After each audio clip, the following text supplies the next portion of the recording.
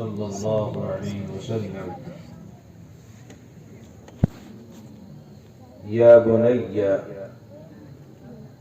اذا قدرت ان تمسی وتصبح وليس في قلبك غش لأحد فافعل وذلك سنتي ومن أحب سنتي فكأنما أحبني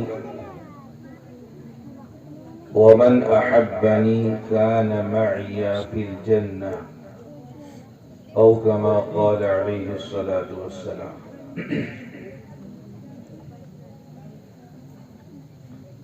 صدر علی قدر حضرات علماء کرام، حفاظ عظام، قاریان خوش الحان، بزرگان محترم، برادران عزیز اور پردہ نشین خواتین اسلام،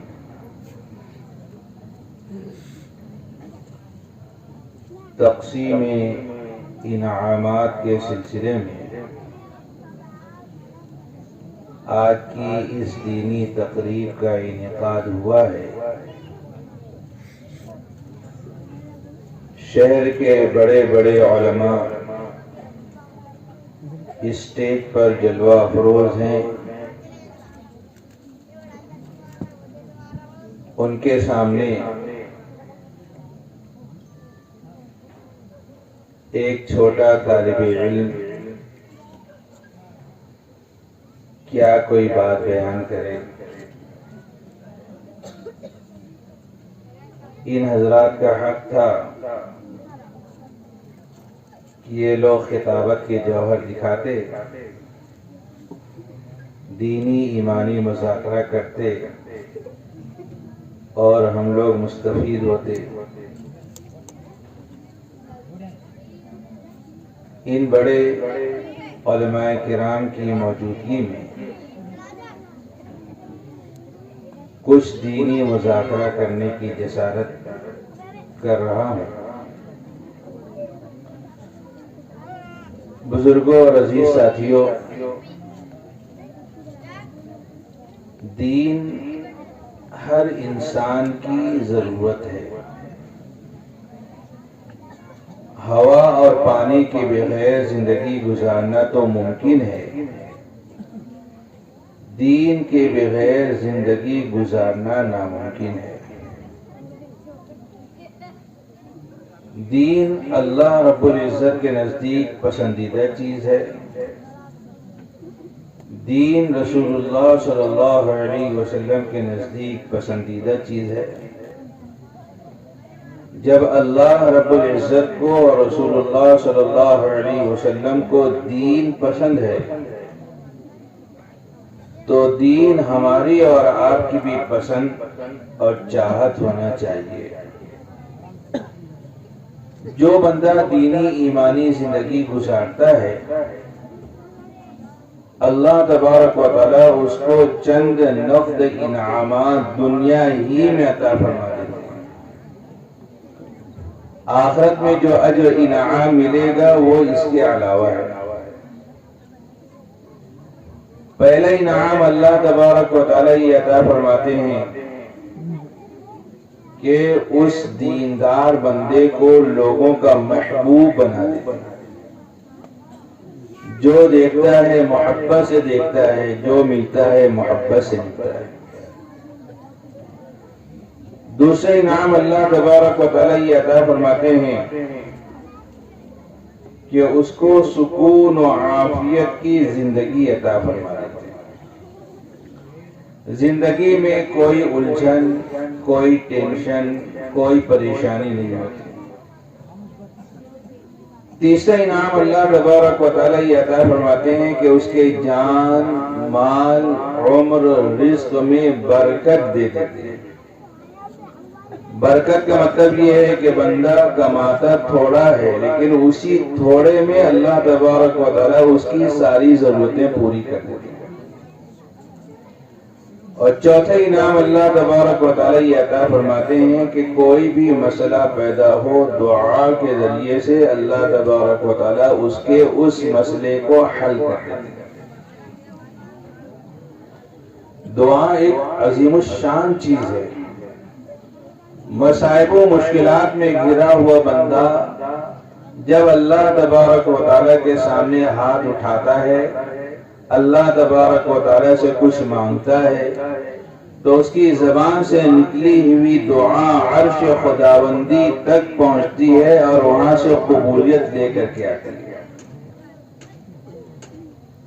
احادیث مبارکہ طیبہ میں بہت سی مثالیں بیان کی گئی ہیں کہ لوگوں نے بے سر و سامانی کے عالم میں اللہ تبارک و تعالی سے رجوع کیا، اللہ تعالیٰ سے دعا کی، تو اللہ تبارک و تعالیٰ نے ان کی پریشانیوں کو، ان کی مشکلات کو دور کر دیا۔ ایک صحابی رسول کے گھر میں فاقہ تھا، وہ مسجد میں گئے، دعا کر کے آئے۔ گھر والوں سے پوچھا کہ کچھ کھانے کے لیے آیا؟ گھر والوں نے کہا کہ کچھ نہیں آیا۔ پھر یہ جنگل کی طرف چلے گئے تاکہ وہاں یکسوئی اور دل جمعی کے ساتھ اللہ تعالیٰ سے دعا مانگے۔ ان کی بیوی وہ بھی صحابیہ تھی، انہوں نے سوچا کہ اب یہ جنگل کی طرف جا رہے ہیں، اللہ تعالیٰ سے لگ لپٹ کر دعا مانگیں گے تو اللہ تبارک و تعالیٰ کہیں سے کچھ نہ کچھ انتظام ضرور فرمائیں گے۔ تو لاؤ پہلے سے چکی تیار کر کے رکھتی ہوں، تنور میں آگ جلا کر کے رکھتی ہوں تاکہ کہیں سے کچھ آ جائے تو اس کو پیسنا اور روٹی پکانا آسان ہو۔ یہ انتظامات کر کے وہ بھی دعا کرنے کے لیے بیٹھ گئے۔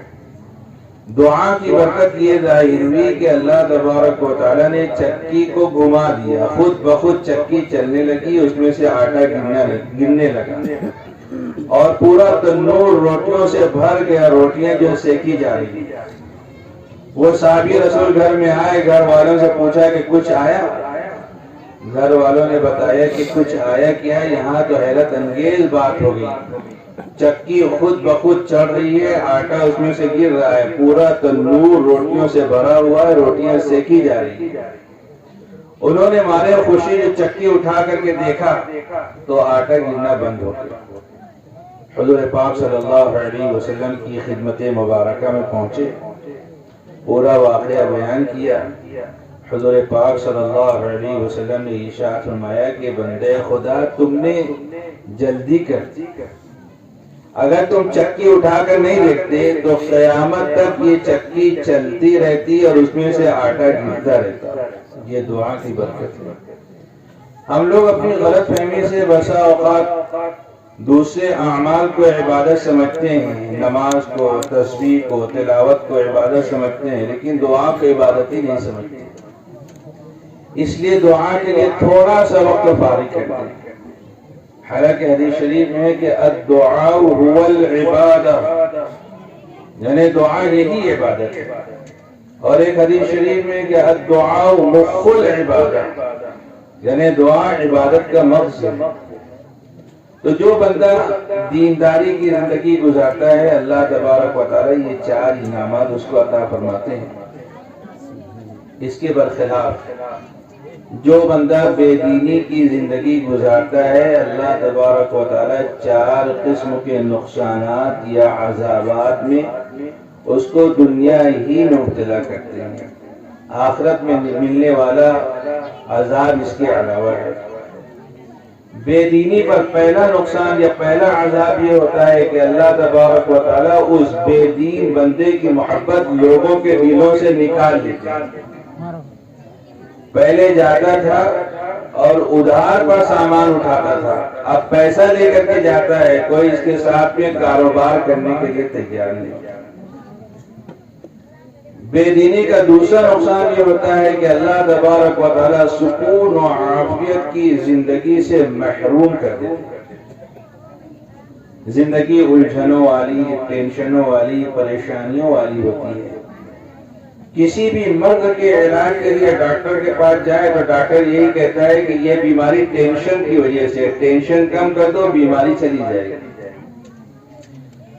بے دینی کا تیسرا نقصان یا تیسرا عذاب یہ ہوتا ہے کہ اللہ تبارک و تعالی جان، مال، عمر، رزق میں برکت سے محروم کر دیتے ہیں۔ انکم خوب ہوتی ہے، آمدنی خوب ہوتی ہے، لیکن پیسہ کہاں چلا جاتا ہے کچھ سمجھ میں نہیں آتا۔ صحابہ کرام نے دین کو اوڑھنا بچھونا بنایا تھا، اللہ تبارک و تعالی نے ان کی روزی کا انتظام و بندوبست بلوں سے کیا۔ حضرت مقداد بن اسود رضی اللہ عنہ صحابی ہیں، ایک رات اٹھے، قضائے حاجت کے لیے گئے، پیشاب کرنے کے لیے گئے، تو جیسے ہی پیشاب کرنے کے لیے بیٹھے تو ایک چوہا ایک بل میں سے آیا، ایک اشرفی ان کو لا کر، پھر بل میں گیا، دوسری اشرفی لا کر دی، پھر بل میں گیا، تیسری اشرفی لا کر دی، جب تک کہ یہ پیشاب سے فارغ ہوتے اس چوہے نے 17 اشرفی ان کو لا کر کے دی۔ اشرفی سونے کے سکے کو کہتے ہیں۔ ایک اشرفی اگر آج کسی کو مل جائے تو مارے خوشی کہ اس کا پیر زمین پر نہیں ٹکے۔ چوہے نے بل میں سے 17 اشرفی ان کو لا کر کے دی۔ ان صحابی رسول نے ان اشرفیوں کو اٹھایا، صبح کا انتظار کرنے لگے۔ صبح ہوئی، حضور پاک صلی اللہ علیہ وسلم کی خدمت میں پہنچے اور کہا کہ اللہ کے رسول صلی اللہ علیہ وسلم، یہ اشرفیاں مجھ کو ایک چوہے نے بل میں سے دی ہیں، میں ان اشرفیوں کا کیا کروں؟ اپنی ضرورتوں میں خرچ کروں یا بیت المال میں جمع کروں؟ حضور پاک صلی اللہ علیہ وسلم نے ارشاد فرمایا کہ یہ ایک رزق ہے جو اللہ تبارک و تعالی نے تم کو دیا ہے، اس کو لو اور اپنی ضرورتوں میں خرچ کرو۔ تو دین و شریعت کو ان لوگوں نے اوڑھنا بچھونا بنایا، اللہ تبارک و تعالی نے بلوں سے روزی کا انتظام و بندوبست کیا۔ بے دینی کا چوتھا نقصان اور چوتھا عذاب یہ ہوتا ہے کہ کوئی بھی مسئلہ پیدا ہو، دعا کرنے کی طرف طبیعت راغب ہی نہیں ہوتی۔ بندہ مختلف تدبیریں اختیار کرتا رہتا ہے، مختلف لوگوں کے پاس جاتا رہتا ہے، لیکن مسئلے کا حل جس کے پاس ہے، یعنی باری تعالی اللہ رب العزت، اس کی بارگاہ میں اس کو آنے کی توفیق نہیں ہوتی۔ جو بندہ دینی ایمانی زندگی گزارتا ہے وہ 4 انعامات سے دنیا ہی میں سرفراز کیا جاتا ہے، اور دین و شریعت کو پسے پشت ڈال کے زندگی گزارتا ہے تو ان 4 قسم کے نقصانات یا عذابات میں اس کو دنیا ہی میں مبتلا کر دیا جاتا ہے۔ آخرت میں ملنے والا عذاب اس کے علاوہ ہوگا۔ دینی ایمانی زندگی گزارنے کے لیے علم صحیح کا ہونا ضروری ہے۔ بغیر علم صحیح کے کوئی بندہ دینی ایمانی زندگی گزار نہیں سکتا۔ عبادات کے صحیح ہونے کے لیے علم ہونا ضروری ہے، معاملات کے صحیح ہونے کے لیے علم ہونا ضروری ہے، معاشرت کے صحیح ہونے کے لیے علم کا ہونا ضروری ہے۔ بغیر علم صحیح کے بندے کی نہ عبادت صحیح ہو سکتی ہے، نہ اس کا معاملہ صحیح ہو سکتا ہے، نہ اس کی معاشرت صحیح و درست ہو سکتی ہے۔ بغیر علم کے بندہ عمل کرے گا، اچھا کرنے کی کوشش کرے گا اور الٹا کر دے گا۔ 2 دوست تھے، نماز پڑھنے کے لیے مسجد میں گئے اور بازو میں کھڑے ہو گئے۔ نماز کے دوران ایک کو چھینک آئی، اس نے کہا الحمدللہ۔ بازو میں جو دوست کھڑا تھا اس نے کہا یرحمک اللہ۔ نماز ختم ہوئی تو دونوں دوست جو جھگڑا کرنے لگے، الحمدللہ کہنے والا کہنے لگا کہ تیری نہیں ہوئی، یرحمک اللہ کہنے والے نے کہا کہ تیری نہیں ہوئی، اس لیے کہ تو نے الحمدللہ کہا تو میں نے یرحمک اللہ کہا، تو الحمدللہ نہیں بولتا تو میں یرحمک اللہ نہیں بولتا۔ کسی نے کہا کہ جھگڑا مت کرو، کسی جاننے والے سے، عالم سے، مفتی سے مسئلہ پوچھ لو کہ کس کی ہوئی کس کی نہیں۔ تو عالم صاحب کے پاس گئے تو عالم صاحب نے مسئلہ بتایا کہ جس نے نماز میں الحمدللہ کہا اس کی نماز ہو گئی، اور جس نے نماز میں یرحمک اللہ کہا اس کی نماز نہیں۔ یرحمک اللہ کہنا یہ جواب کلام ہے، جواب کلام سے نماز فاسد ہو جاتی ہے۔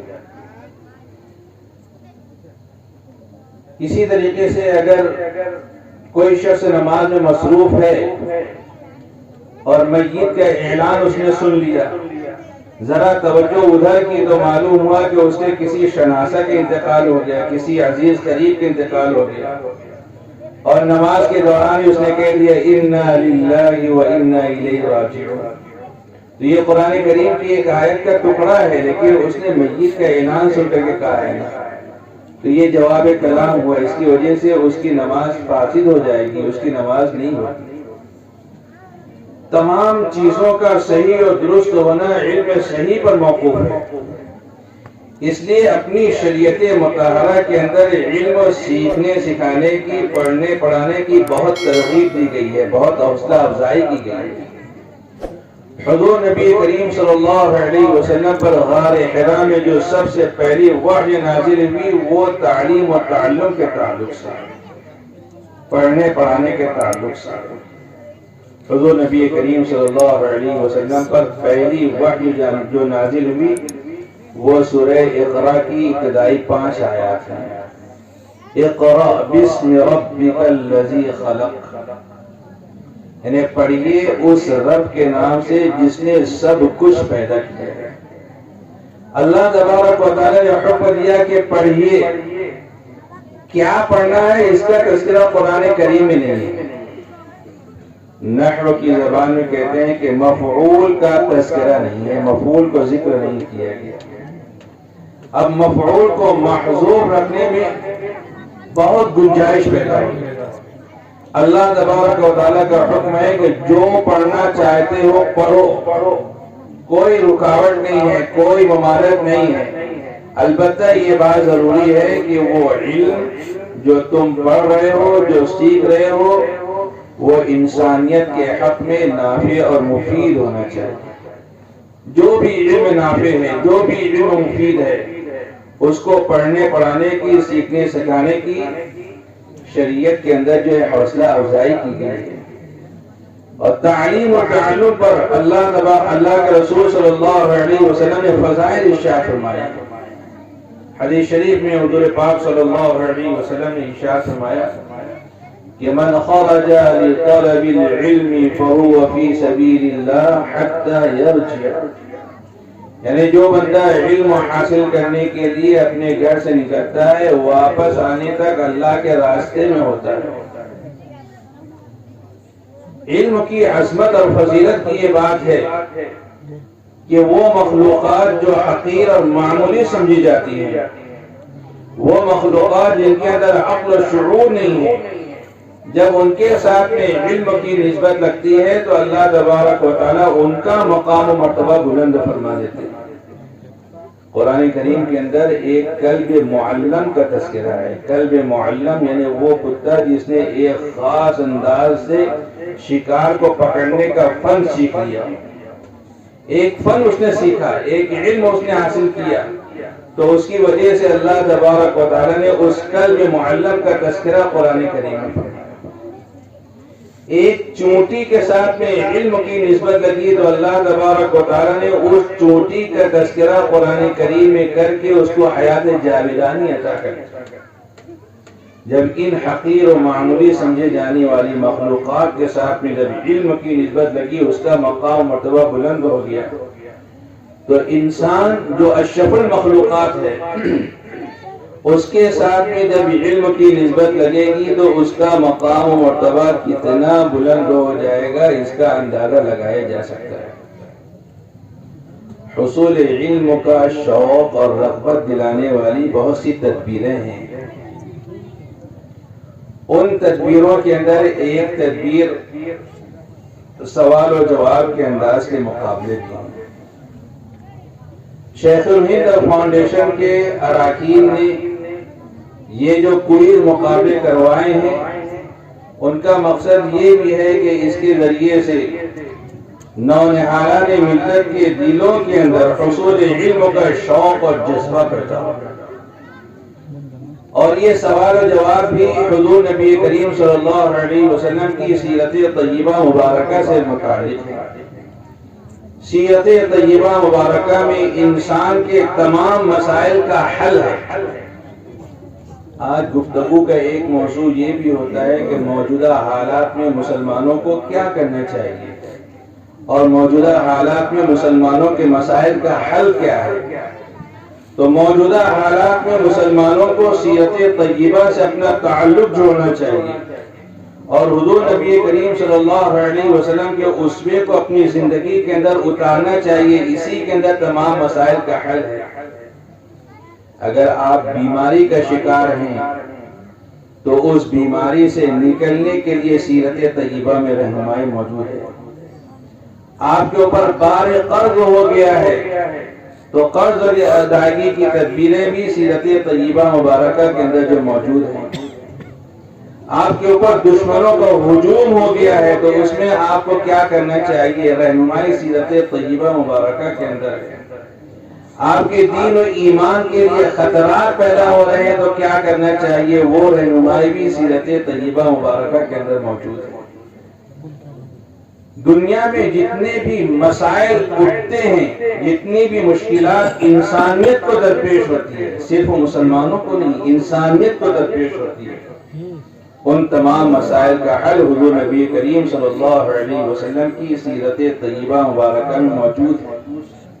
لیکن یہ حل ملے گا کس کو؟ یہ حل اس کو ملے گا جو سیرت طیبہ کا مطالعہ کرے گا۔ جو سیرت طیبہ کا مطالعہ نہیں کرے گا اس کو یہ حل نہیں مل سکتا۔ موجودہ حالات میں اس کی اہمیت و افادیت جو بہت بڑھ گئی ہے۔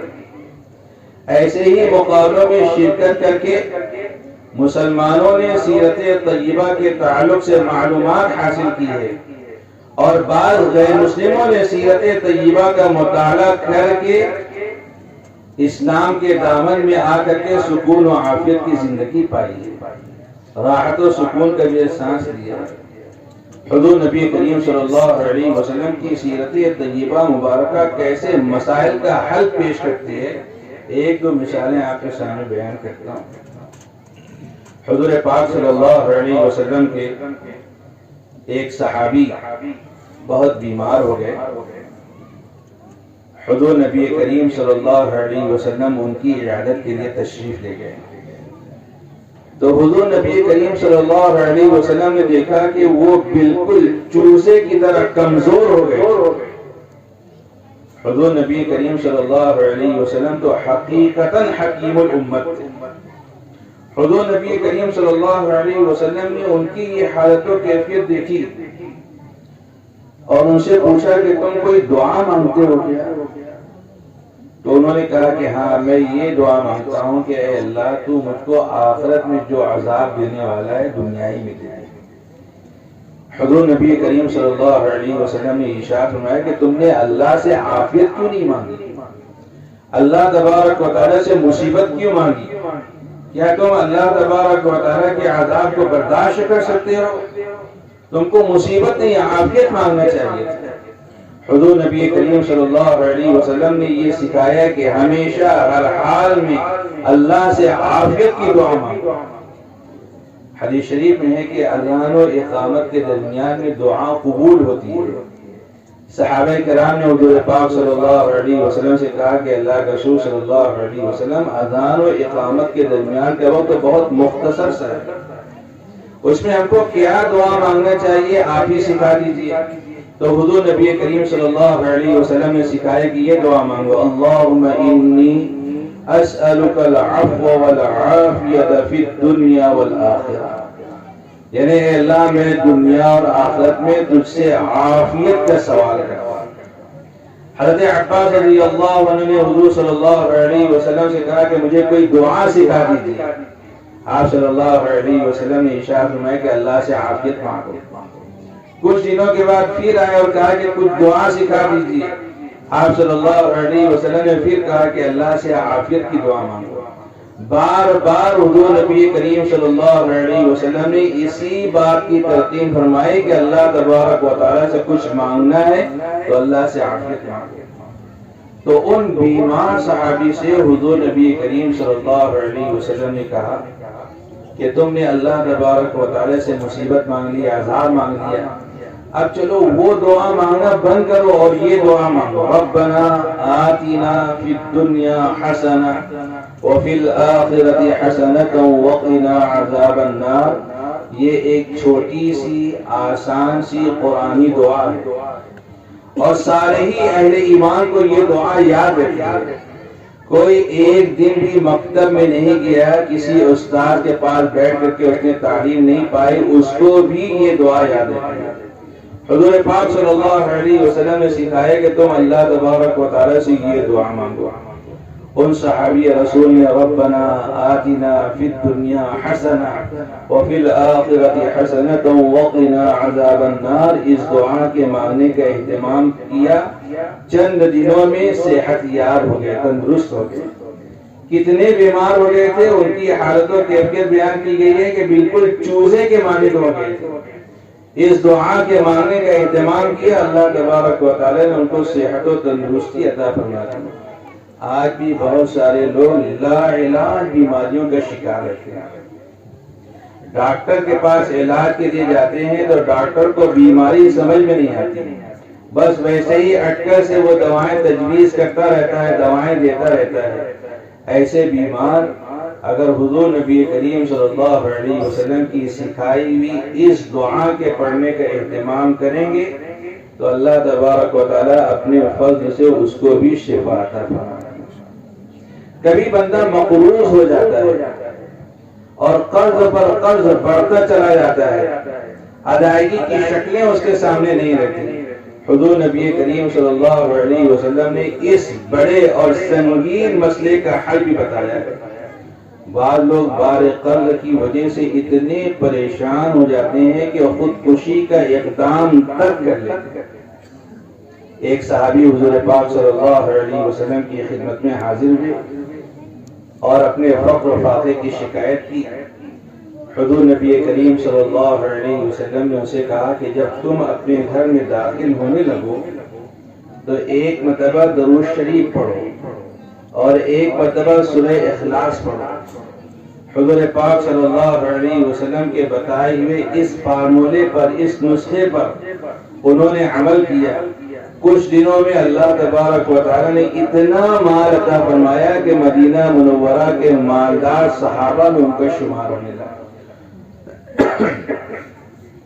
دشمنوں کا ہجوم ہے تو اس وقت کیا کرنا چاہیے؟ حضور نبی کریم صلی اللہ علیہ وسلم کی سیرت طیبہ مبارکہ میں اس کے تعلق سے بھی رہنمائی اور رہبری موجود ہے۔ غزوہ بدر کے موقع پر مسلمان 313 کی تعداد میں تھے، کفار مشرکین کی تعداد 1000 تھی۔ حضور نبی کریم صلی اللہ علیہ وسلم اللہ تبارک و تعالیٰ کی بارگاہ میں سجدے میں سر رکھ کر کے یا حی یا قیوم کہہ رہے تھے۔ حضرت علی رضی اللہ عنہ کہتے ہیں کہ غزوہ بدر کے موقع پر میں حضور پاک صلی اللہ علیہ وسلم کے خیمے میں گیا تو دیکھا کہ آپ کا سر سجدے میں ہے اور آپ صلی اللہ علیہ وسلم کی زبان پر یا حی یا قیوم جاری ہے۔ دوسری مرتبہ گیا تو حضور نبی کریم صلی اللہ علیہ وسلم کو اسی حالت و کیفیت میں دیکھا۔ تیسری مرتبہ گیا تو حضور نبی کریم صلی اللہ علیہ وسلم کو اسی حالت و کیفیت میں دیکھا، اور پھر چوتھی مرتبہ میں اللہ تبارک و تعالیٰ نے جو مسلمانوں کو فتح اور کامیابی جو عطا فرمایا۔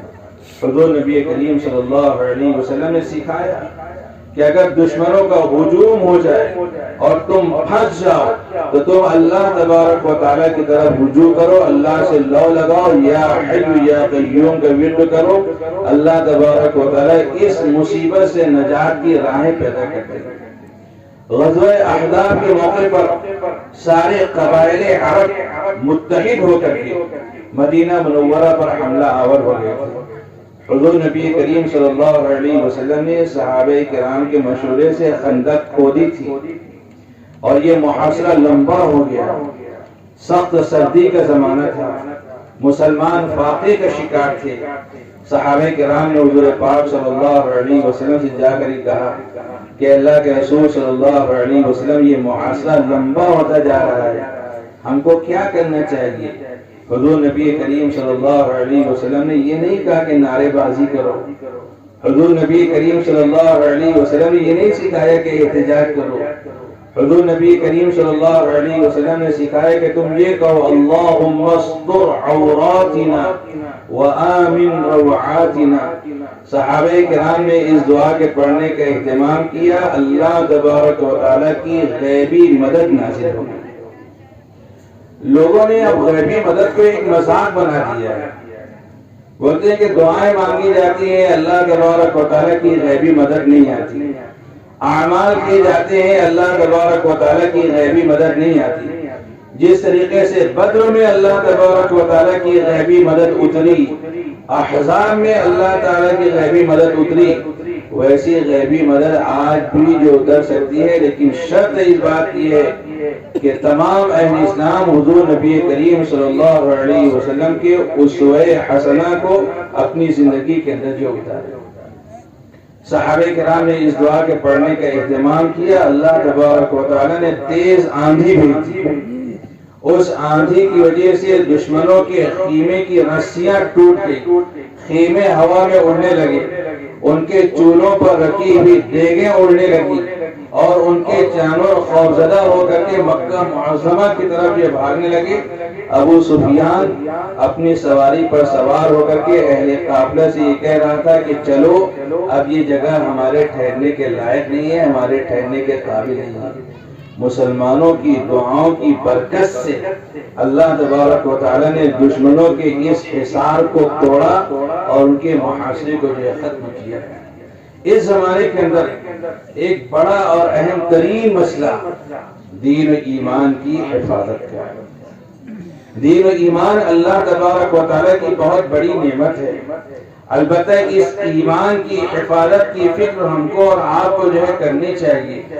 بڑے بڑے اولو العزم و پیغمبروں نے جو اپنے ایمان کی حفاظت کی فکر کی، اور ہم لوگ جو ہے آج اپنے ایمان پر بالکل مطمئن ہو کر کے بیٹھے ہیں اور اطمینان کا جو ہے اظہار کرتے ہیں۔ بڑے بڑے اولو العزم و پیغمبروں کا قرآن کریم میں تذکرہ ہے کہ انہوں نے اپنے ایمان کی حفاظت کے تئیں کس قدر جو فکر مندی کا اظہار کیا۔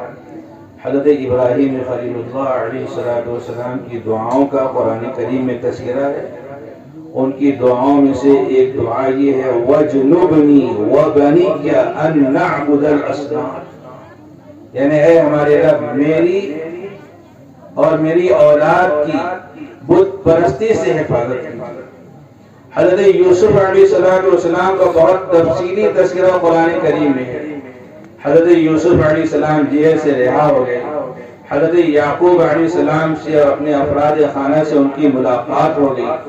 اللہ تبارک و تعالیٰ کی دی ہوئی نعمتوں کا شکریہ حضرت یوسف علیہ السلام نے ادا کیا اور دعا مانگی فاطر السماوات والارض انت ولی فی الدنیا والآخرہ توفنی مسلما والحقنی بالصالحین، یعنی اے زمین اور آسمانوں کے پیدا کرنے والے، تو دنیا میں بھی میرے تمام معاملات کا کارساز ہے اور میرے آخرت کے تمام معاملات کا بھی تو ہی کارساز ہے۔ مجھ کو اس حال میں وفات دے کہ میں مسلمان رہوں اور نیک و صالح لوگوں کے اندر جو مجھ کو شامل کرتے ہیں، جو دین و ایمان کو نعمت سمجھے گا، بڑی دولت سمجھے گا، وہ ایمان کی حفاظت کی فکر کرے گا۔ جو دین ایمان کو نعمت اور دولت نہیں سمجھے گا، وہ دین ایمان کی حفاظت کی فکر بھی نہیں کرے گا۔ صحابہ کرام رضوان اللہ تعالی اجمعین کی زندگیوں کے اندر ہر قسم کے تعلق سے جو رہنمائیاں ہیں، ان کی دین کی ایمان کی حفاظت کے تعلق سے جو باتیں دیکھیے کیسی ہیں۔ انہوں نے ایمان کی بنا پر متاع دنیا کو ٹھوکر مار دی، اس کو لات مار دیا، اور دین کو ایمان کو بھی اپنے سینے سے لگا کر کے زندگی گزاری۔ تاریخ کی ایک بات آپ حضرات کے سامنے بیان کرتا ہوں، بڑی ایمان افروز بات ہے۔ حضرت عبداللہ ابن حذافہ سہمی رضی اللہ عنہ صحابی ہیں۔ حضرت عمر فاروق رضی اللہ عنہ کے زمانے خلافت میں 1000 کے لشکر پر ان کو امیر بنا کر ملک روم کی طرف بھیجا گیا۔ حضرت عبداللہ بن حذافہ سہمی رضی اللہ عنہ جب روم کی سرحد میں داخل ہوئے تو گرفتار کر لیے گئے۔ روم کا بادشاہ عیسائی تھا. عیسائی بادشاہ کے سامنے ان کو پیش کیا گیا. عیسائی بادشاہ نے حضرت عبداللہ بن حذیفہ سہمی رضی اللہ عنہ سے کہا کہ تم ایمان چھوڑ دو، اسلام چھوڑ دو. اگر تم اسلام اور ایمان چھوڑ دو گے تو ہم تم کو مال و زر بھی دیں گے، حکومت و سلطنت میں حصہ دیں گے، زمین و جائیداد بھی دیں گے. حضرت عبداللہ بن حذیفہ سہمی رضی اللہ عنہ سمجھ گئے کہ یہ میرے دین کا، میرے ایمان کا سودا ہو رہا ہے.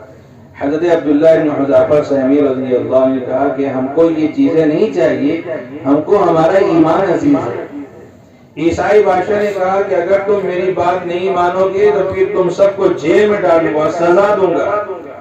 حضرت عبداللہ بن حذیفہ سہمی رضی اللہ عنہ نے کہا کہ جتنی سزائیں دینا چاہو دے لو، لیکن ہم دین ایمان نہیں چھوڑ سکتے. بادشاہ نے ان کو، ان کے سب ساتھیوں کو جیل میں قید کر دیا. وہاں ان کو اذیت ناک سزائیں دی جاتی تھی. پھر ایک دن بادشاہ کو پتہ نہیں کیا سوچی، بادشاہ نے جو ایک بڑا مجمع اکٹھا کیا اور ایک بڑی آگ جلائی، اس کے اوپر ایک بڑی کڑھائی رکھی. اس کڑھائی کو بھی تیل سے بھرا، اس کو خوب کھولایا، اس کو خوب پکایا. جب تیل خوب پک گیا تو جیل خانے میں سے ایک قیدی کو بلا کر کے اس کو اس تیل میں ڈال دیا. چند سیکنڈ میں اس کے جسم کا گوشت اور پوست سب جل گیا اور ہڈیاں چمکنے لگی. بادشاہ نے حضرت عبداللہ بن حذیفہ سہمی رضی اللہ عنہ سے کہا کہ جس طریقے سے اس قیدی کے ساتھ میں معاملہ کیا گیا تمہارے ساتھ میں بھی معاملہ کیا جائے گا. اب بھی موقع ہے، ایمان چھوڑ دو، عیسائیت قبول کر لو. حضرت عبداللہ بن حذیفہ سہمی رضی اللہ عنہ نے کہا کہ اس قیدی کا جو انجام ہوا وہ انجام میرا ہو جائے، مجھ کو پسند ہے، لیکن میں ایمان نہیں چھوڑ سکتا. بادشاہ نے اپنے نوکروں سے کہا کہ اٹھاؤ ان کو ڈالو. جب حضرت عبداللہ بن حذیفہ سہمی رضی اللہ عنہ کو اٹھا کر اس کھولتے ہوئے تیل میں لوگ ڈالنے لگے تو بے اختیار ان کی آنکھوں سے آنسو جاری ہو گئے. بادشاہ نے کہا رک جاؤ، میرے پاس جاؤ، اور ان سے کہا کہ دیکھو جب موت تمہاری نگاہوں کے سامنے آ گئی تو تم ڈر گئے، اس لیے تو میں کہہ رہا ہوں عیسائیت قبول کرو. حضرت عبداللہ بن حذیفہ سہمی رضی اللہ عنہ نے کہا کہ او بے وقوف بادشاہ، میں اس لیے نہیں رو رہا ہوں کہ میری جان جا رہی ہے، میں تو اس لیے رو رہا ہوں کہ اللہ تبارک و تعالیٰ نے میرے جسم میں صرف ایک جان رکھی ہے. اگر اللہ تعالیٰ میرے ہر روئے کے بدلے میں ایک ایک جان رکھ دے تو ان تمام جانوں کو اللہ کے راستے میں قربان کر دوں گا اور ایمان چھوڑنے کا خیال پھر بھی دل میں لے رہا ہوں. بادشاہ نے کہا کہ اچھا ایک کام کرو، تم میری پیشانی کا بوسہ دو تو میں تم کو بھی رہا کر دوں گا، تمہارے تمام ساتھیوں کو بھی رہا کر دوں گا. حضرت عبداللہ بن حذیفہ سہمی رضی اللہ عنہ نے سوچا کہ اگر یہ جان آج بچ جاتی ہے تو پھر دوسرے مارکے میں کام آئے گی. اس کی پیشانی کا بوسہ دیا، بادشاہ نے سب کو رہا کر دیا. مدینہ منورہ آئے، حضرت عمر فاروق رضی اللہ عنہ کے سامنے کارگزاری بیان کی تو حضرت عمر فاروق رضی اللہ عنہ نے سب کو مسجد میں جمع کر لیا اور اعلان کیا کہ تمام مسلمانوں پر واجب ہے کہ حضرت عبداللہ بن حذیفہ سہمی کی پیشانی کا بوسہ دے. اور پھر حضرت عمر رضی اللہ عنہ نے سب سے پہلے آگے بڑھ کر کے ان کی پیشانی کا بوسہ دیا. اور ایک روایت میں یہ ہے کہ حضرت عمر رضی اللہ عنہ نے اس قافلے میں شریک تمام افراد کی پیشانیوں کا بوسہ دینے کا جو حکم دیا. ایسا حضرت عمر فاروق رضی اللہ عنہ نے اس لیے کیا کہ یہ اپنا ایمان بچا کر لائے تھے. ان کا ایمان داؤں پر لگ گیا تھا، ان کے ایمان کی قیمت لگ گئی تھی، لیکن ان تمام چیزوں کو ٹھکرا کر نظر انداز کر کے یہ لوگ بھی اپنے ایمان پر ثابت قدمی کا مظاہرہ کرتے ہوئے اپنے ایمان کو بچا کر لائے تھے. اس لیے حضرت عمر فاروق رضی اللہ عنہ نے ان لوگوں کے ساتھ میں بھی یہ معاملہ کیا. تو جو ایمان کو نعمت اور دولت سمجھے گا ایسے مشکل ترین حالات میں بھی اپنے ایمان پر جو ثابت قدمی کا مظاہرہ کرے گا. حضرت شہر ابن خوشب کہتے ہیں کہ میں نے ام المؤمنین حضرت ام سلمہ رضی اللہ عنہ سے پوچھا کہ جب حضور پاک صلی اللہ علیہ وسلم آپ کے یہاں آپ کی باری کے دن رہتے تھے تو کون سی دعا زیادہ مانگتے تھے؟ تو ام المومنین حضرت ام سلمہ رضی اللہ عنہا نے کہا کہ حضور پاک صلی اللہ علیہ وسلم جب میرے یہاں میری باری کے دن رہتے تھے تو یہ دعا بکثرت مانگتے تھے، یا مقلب القلوب ثبت قلبی علی دینک، یعنی اے دلوں کو الٹنے پلٹنے والے میرے دل کو دین پر مضبوطی کے ساتھ جما۔ ثبت کا لفظ روایت کے اندر ہے، اس کا ترجمہ صرف جمانا نہیں بلکہ ترجمہ مضبوطی کے ساتھ جمانا ہے۔ جب دین پر دل مضبوطی کے ساتھ میں جو جم جائے گا تو کتنی ہی ایمان سوز تحریکیں چلیں گی، کتنی ہی ایمان مخالف ہوائیں چلے گی، اس دین پر ثابت قدم بندے کو جو نقصان نہیں پہنچا سکے۔ حضرت ام سلمہ رضی اللہ عنہ نے کہا کہ حضور پاک صلی اللہ علیہ وسلم یہ دعا مانگتے تھے۔